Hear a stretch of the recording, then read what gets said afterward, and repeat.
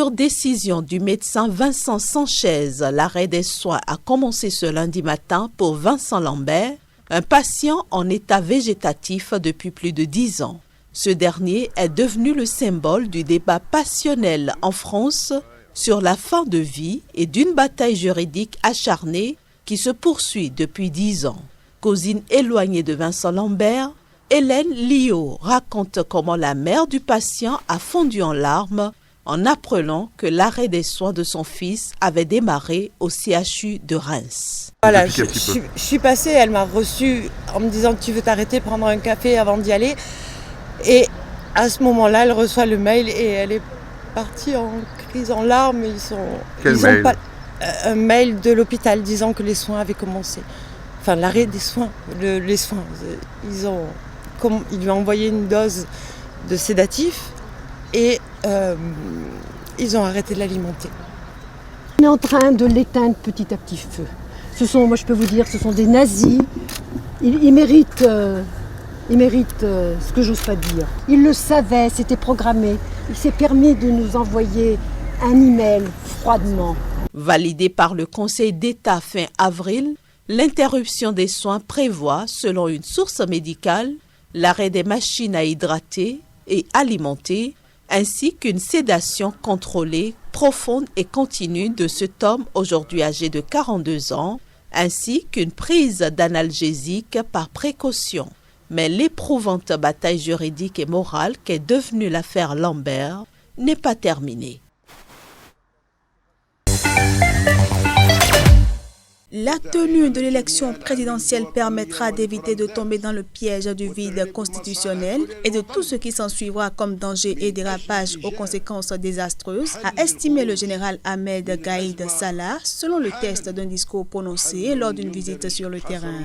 Le général Gaïd Salah a appelé à accélérer la création et l'installation de l'instance indépendante pour l'organisation et la supervision du scrutin qui mettra un terme aux agissements de tous ceux qui tentent de faire perdurer cette crise, née de la volonté acharnée du président Abdelaziz Bouteflika et de son entourage de briguer un 5e mandat. Après avoir renoncé à briguer un nouveau mandat après 20 ans à la tête de l'État, Abdelaziz Bouteflika, sous les pressions conjuguées de la rue et de l'armée, a finalement démissionné le 2 avril dernier, laissant l'intérim, conformément à la Constitution, au président de la Chambre haute, Abdelkader Ben Salah, qui a convoqué une présidentielle pour le 4 juillet prochain. Replacé au centre du jeu politique, l'armée exige depuis le respect de ses délais constitutionnels, alors que le mouvement de contestation exige le départ de l'ensemble des acteurs du système, dont Ben Salah, mais aussi le général Gaïd Salah, et la mise en place d'institutions de transition ad hoc pour réformer le pays. Un temps vu comme un allié de la contestation pour le rôle décisif joué dans le départ de Bouteflika,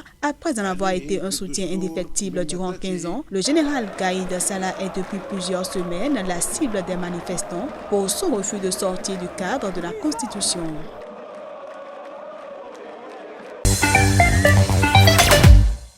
Éleveurs nomades et paysans sédentaires se disputent la terre à Sousse, dans le sud du Maroc. La région qui offre une végétation abondante attire les éleveurs nomades depuis des décennies. La situation se crispe, surtout en période de pénurie d'eau. Plusieurs cas d'affrontements ont été rapportés ces derniers mois. Les autorités marocaines font état d'une quinzaine d'agressions de paysans par des éleveurs nomades depuis décembre dans toute la région de Sousse. Depuis 2 ans, il y a une hausse importante des arrivées des troupeaux en raison de la sécheresse, ce qui explique les frictions. Nous, en tant que composante sociale, c'est quoi nos coutumes? C'est le nomadisme.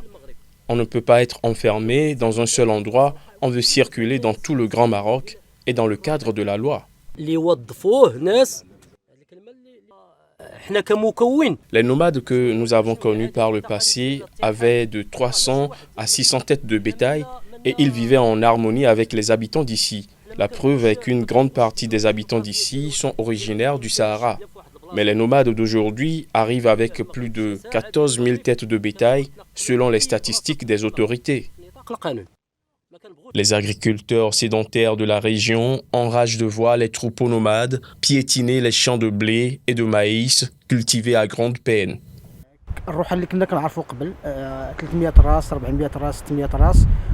Nous sommes les habitants natifs de ces terres. Nous avons grandi ici de père en fils depuis des siècles. Et les nomades viennent aujourd'hui pour nous dire qu'ils peuvent laisser leur pâturage chez nous, mais il n'y a pas de place pour ça. La bataille se joue aussi sur les réseaux sociaux avec des vidéos montrant des personnes cagoulées, présentées comme des éleveurs nomades munis de bâtons et de sabres, agressant les villageois. Certains villageois ont riposté en empoisonnant l'eau et les pâturages.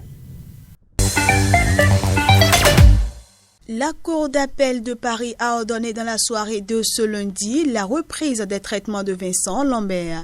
Cet énième coup de théâtre intervenu dans une affaire qui a déjà connu de nombreux rebondissements judiciaires depuis 2013 a été fêté par la mère de Vincent Lambert. Vincent va bien.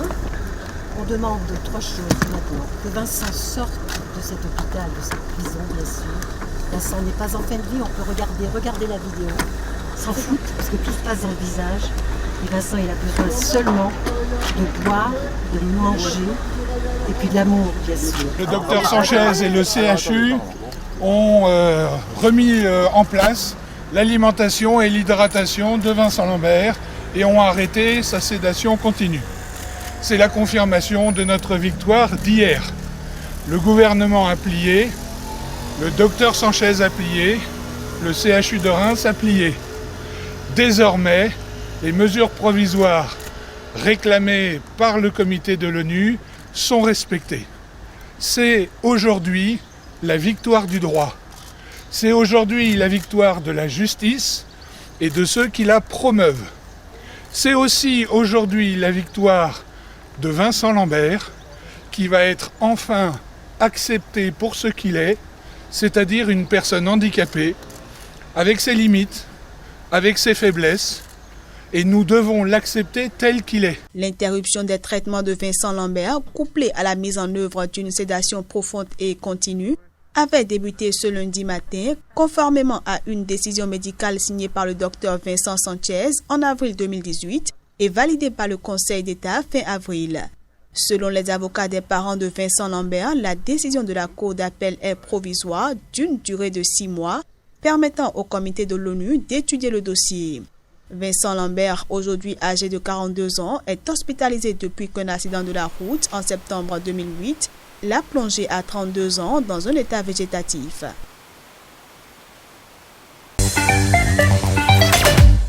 Six personnes ont été tuées à Jakarta dans des affrontements au lendemain de l'annonce des résultats officiels de l'élection présidentielle contestée par l'opposition.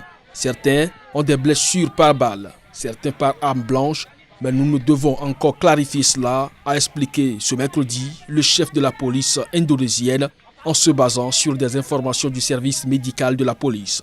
Il a par ailleurs affirmé que la police n'avait pas utilisé de balles réelles sur les manifestants, des partisans du candidat battus qui ne reconnaissent pas sa défaite face au président sortant Joko Widodo. Près de 70 manifestants ont été arrêtés selon la police qui a attribué les violences à des provocateurs. Des affrontements entre partisans de l'opposition et la police ont eu lieu dans différents points de la capitale depuis la nuit de mardi à mercredi matin, après l'annonce surprise la veille des résultats officiels de l'élection présidentielle. Pour disperser les manifestants qui lançaient des pierres et des feux d'artifice en direction de la police, des forces anti-émeutes ont eu recours à du gaz lacrymogène et à des canons à eau. La commission électorale indonésienne a proclamé le président sortant, Joko Widodo, vainqueur de l'élection avec 55,5% des voix contre 44,5% pour son adversaire, l'ex-général Prabowo Subianto. Mais ce dernier met en cause, depuis le scrutin du 17 avril, le comptage des voix et dénonce des fraudes non confirmées par l'organe de supervision électorale indonésien ou par les observateurs indépendants.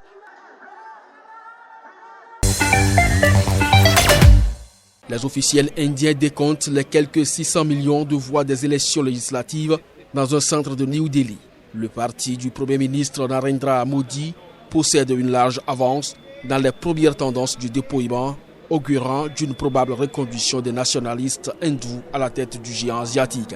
À 11h20 locales, soit 5h50 GMT, le Bharatiya Janata Party, le parti du peuple indien, était en tête du comptage des voix dans 288 circonscriptions sur 742 sièges de députés à la chambre basse du Parlement, la Lok Sabha, d'après le site de la commission électorale.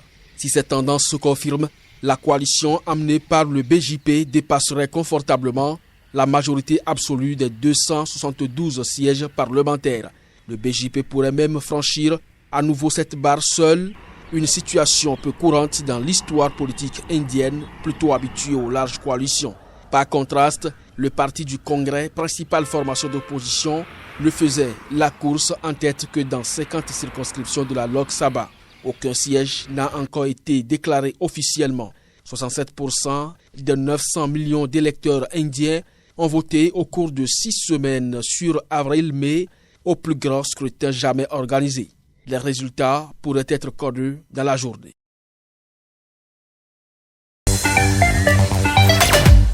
Plus de 6 semaines après le début de l'assaut sur Tripoli du maréchal Khalifa Haftar, l'homme fort de l'Est du pays et son autoproclamée armée nationale libyenne font toujours face à la résistance des forces du GNA basées à Tripoli. Minée par les luttes d'influence depuis la chute du régime de Muammar Kadhafi en 2011, la Libye est dirigée par ces deux autorités rivales. En marge d'une visite à Tunis, Fayez al-Sarraj a demandé lors d'une réunion avec des ambassadeurs des pays arabes, africains et européens d'appeler les choses par leur nom et de dénoncer l'agresseur selon un communiqué de son bureau.